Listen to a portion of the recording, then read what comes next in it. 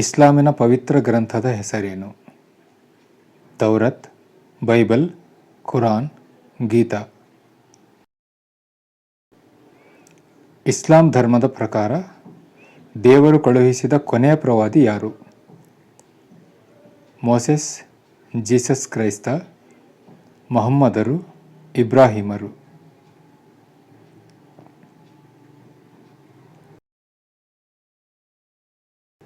ಪ್ರವಾದಿ ಮೊಹಮ್ಮದರು ಜನಿಸಿದ ಸ್ಥಳ ಯಾವುದು?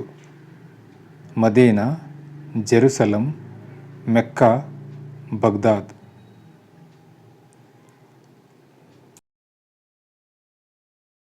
ಹಿಜ್ರಾ ಎಂದರೇನು? ಪ್ರವಾದಿ ಮೊಹಮ್ಮದರು ಮದೀನಾಕ್ಕೆ ವಲಸೆ ಹೋಗಿದ್ದು, ಒಂದು ಕದನ, ಪವಿತ್ರ ಕುರಾನಿನ ಒಂದು ಅಧ್ಯಾಯ, ಒಂದು ರಜಾದಿನ.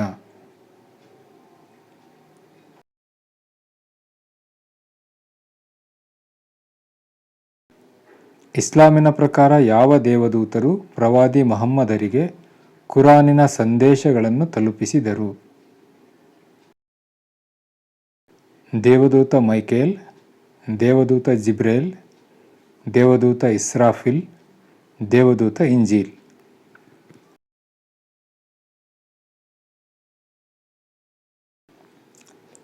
ಮುಸ್ಲಿಮರು ದಿನಕ್ಕೆ ಎಷ್ಟು ಬಾರಿ ಪ್ರಾರ್ಥಿಸುತ್ತಾರೆ? 3 ಬಾರಿ, 5 ಬಾರಿ, 7 ಬಾರಿ, 10 ಬಾರಿ.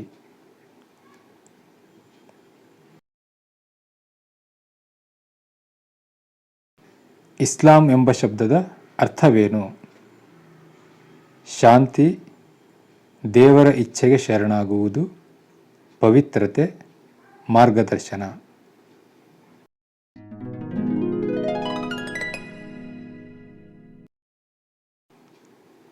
ಮೆಕ್ಕಾದಲ್ಲಿರುವ ಕಾಬಾದ ಪ್ರಾಮುಖ್ಯತೆ ಏನು? ಇದು ಪ್ರವಾದಿ ಮೊಹಮ್ಮದರು ನಿರ್ಮಿಸಿದ ಮಸೀದಿ. ಇದು ಇಸ್ಲಾಂ ಧರ್ಮದ ಪವಿತ್ರ ಸ್ಥಳ. ಇಲ್ಲಿ ಕುರಾನಿನ ಅವತೀರ್ಣವಾಗಿದೆ. ಈ ಸ್ಥಳದಿಂದ ಪ್ರವಾದಿಗಳು ಸ್ವರ್ಗಕ್ಕೆ ಹೋದರು.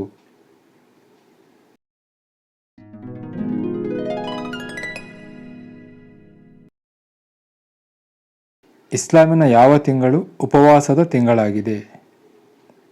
ಶವ್ವಲ್, ರಂಜಾನ್, ದುಲ್ಹಜ್, ಮೊಹರಂ.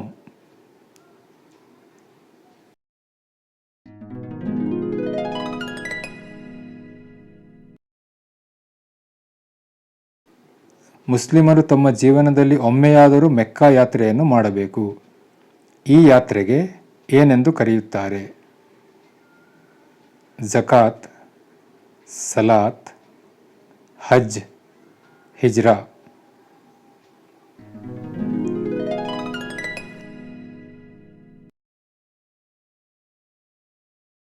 ಪ್ರವಾದಿ ಮೊಹಮ್ಮದರ ಮೊದಲನೇ ಪತ್ನಿಯವರ ಹೆಸರೇನು? ಆಯೇಷಾ, ಖದೀಜಾ, ಫಾತಿಮಾ, ಹಫ್ಷಾ.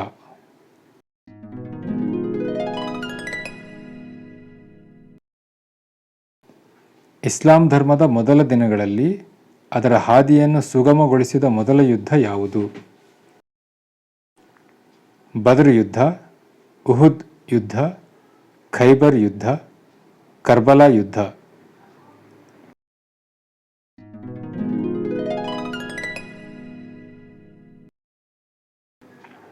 ಪವಿತ್ರ ಕುರಾನಿನಲ್ಲಿ ಎಷ್ಟು ಅಧ್ಯಾಯಗಳಿವೆ?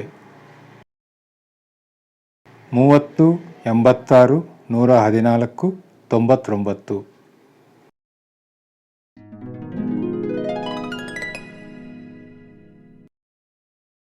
ಇಸ್ಲಾಮಿನ ಆಧಾರ ಸ್ತಂಭಗಳಲ್ಲಿ ಕೆಳಗಿನವುಗಳಲ್ಲಿ ಒಂದು. ಅದು ಯಾವುದು? ಜಿಹಾದ್, ಝಕಾತ್, ಹಲಾಲ್, ವಜೂ.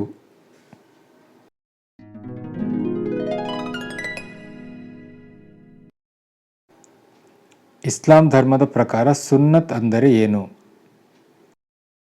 ಪ್ರವಾದಿ ಮೊಹಮ್ಮದರ ಹೇಳಿಕೆಗಳು, ಪ್ರವಾದಿ ಮೊಹಮ್ಮದರ ನಡೆನುಡಿಗಳು, ಕುರಾನಿನ ಅಧ್ಯಾಯಗಳು, ಶುಕ್ರವಾರದ ಪ್ರಾರ್ಥನೆ.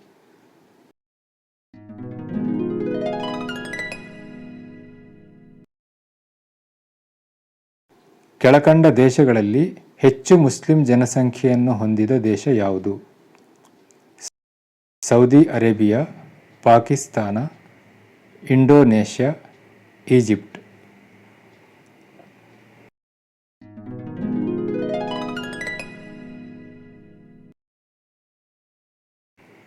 ಮುಸ್ಲಿಮರು ಪವಿತ್ರ ರಂಜಾನ್ ತಿಂಗಳಲ್ಲಿ ಮಾಡುವ ದಾನಕ್ಕೆ ಏನೆಂದು ಹೆಸರು? ಜಕಾತ್, ಹಜ್, ಹಿಜ್ರಾ, ಜುಲೂಸ್.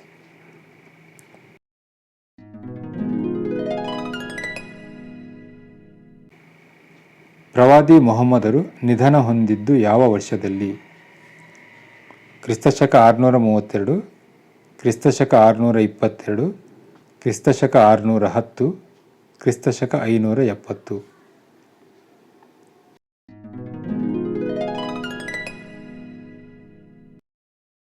ಇವರಲ್ಲಿ ಪ್ರವಾದಿ ಮೊಹಮ್ಮದರ ತಾಯಿ ಯಾರು?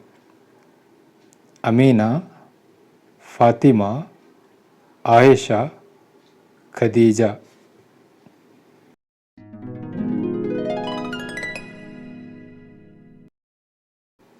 ಪ್ರವಾದಿ ಮೊಹಮ್ಮದರು ಪ್ರವಾದಿತ್ವವನ್ನು ಪಡೆಯುವ ಮೊದಲು ಯಾವ ಕೆಲಸವನ್ನು ಮಾಡುತ್ತಿದ್ದರು?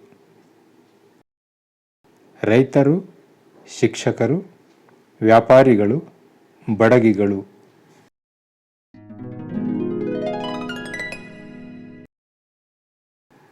ಪ್ರವಾದಿ ಮೊಹಮ್ಮದರು ಕುರಾನಿನ ಮೊದಲ ಸಂದೇಶವನ್ನು ಪಡೆದಾಗ ಅವರ ವಯಸ್ಸು ಎಷ್ಟು? 30, 25, 40, 50.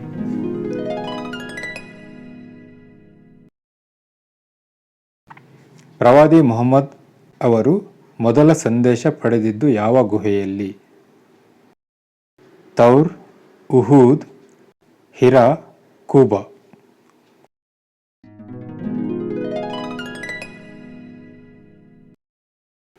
ಪ್ರವಾದಿ ಮೊಹಮ್ಮದರು ದೇವದೂತನಿಂದ ಪಡೆದ ಸಂದೇಶದ ಮೊದಲ ಶಬ್ದ ಯಾವುದು?